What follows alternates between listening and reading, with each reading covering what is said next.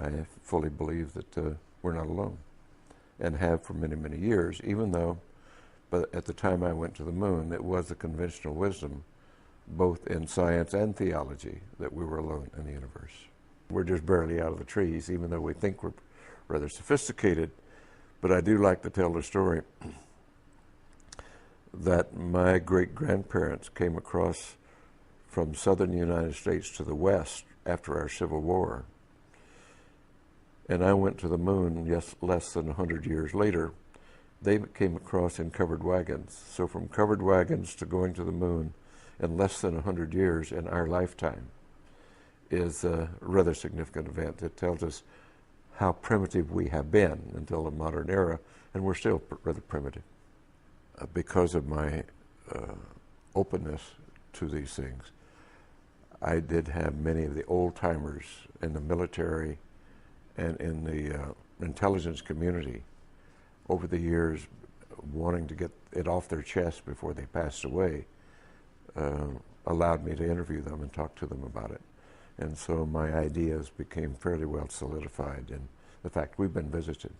We have to remember that right after World War II, the Army Air Force was separated and became the Air Force, a separate branch of service.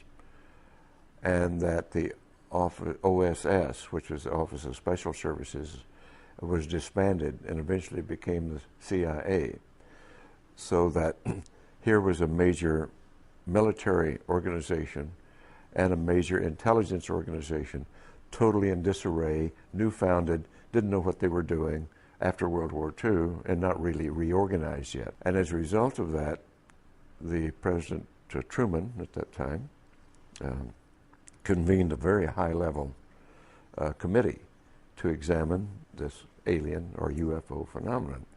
They did come to the conclusion that it was alien, and the military rightly came to the conclusion, if they're hostile, there's nothing we can do about it. Therefore, their choice was to deny it and to hush it up and create the National Security Act of 1947, which validated that deception and covered it up and allowed the group to go underground, as it were. And we've been living with that now for 50 years. It is really the beginning of the whole cover-up, the entire denial of this phenomenon, and the addition of dismissal, disinformation, misinformation to cloak and to discourage investigation, to misinform.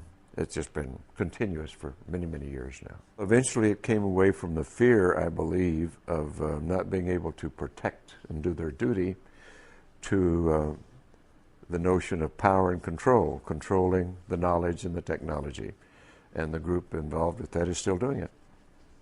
We have created our reality here, and we have created it right now rather badly, for it's not a sustainable reality. We have created, with our science and technology, instead of using it for the greater good, it's been captured by interest, greed, self-service, which is rife.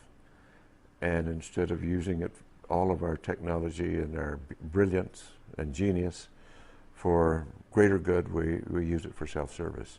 And that's not going to work. It's important that we look at our civilization, our place in history, use our tools of science for greater understanding, to promote the greater good, and that's what it's all about.